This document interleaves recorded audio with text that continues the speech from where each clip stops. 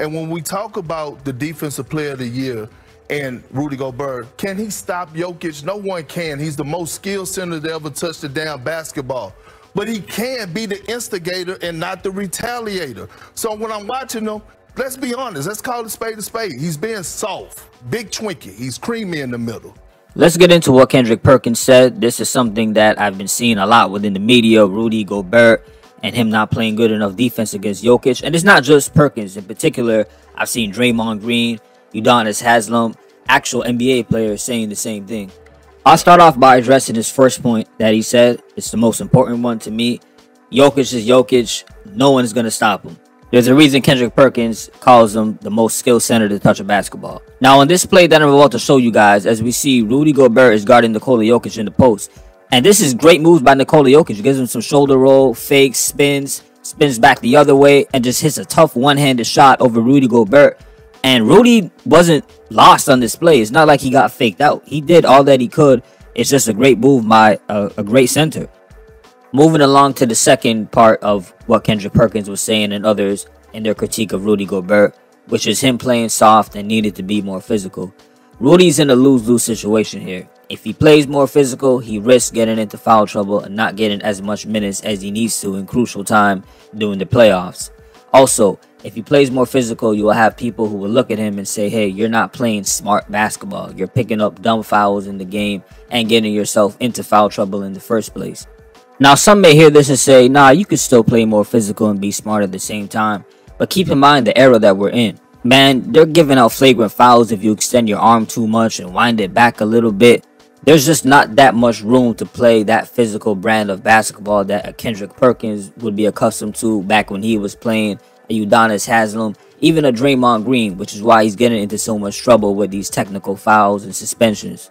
I'm going to show a quick clip of Draymond Green towards the end to summarize the whole point of what I think is being said here. But first, I want to go back to the other clip that I just showed you, the one with Nikola Jokic posting up Rudy Gobert. Just moments before this happened, Nikola Jokic had the ball at the top of the three-point line. He was being guarded by Karl-Anthony Towns. Aaron Gordon came, set a pick, and immediately Nikola Jokic got the switch and went right at Rudy Gobert in the post. That looked deliberate to me, and this was in Game 5. If you watch Game 6, Karl-Anthony Towns started the game guarding Nikola Jokic. If he didn't start, it was immediately right away in the game. That was something I noticed, and keep that in mind in Game 7. I believe Minnesota may start having Karl-Anthony Towns actually guard Nikola. I can't guard. I mean, nobody can guard Jokic, but I disagree.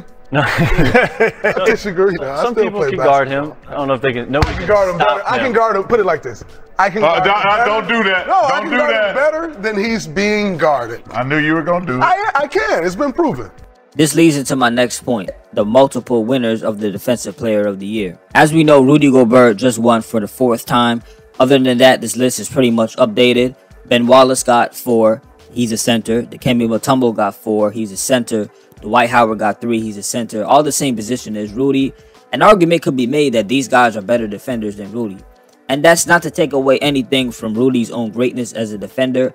I'm just stacking him up to the other greats and trying to let you guys know why there's all these expectations of him having to at least slow down Nikola Jokic or give him a more harder time. Also, if we continue down the list and look at the guys who don't have 3 or 4, in particular Hakeem Olajuwon, Dennis Rodman, even a Draymond Green himself, Marc Gasol, who wasn't in his prime but played a tremendous role in guarding Joel Embiid in 2019 when he was on the Toronto Raptors, even a Kevin Garnett.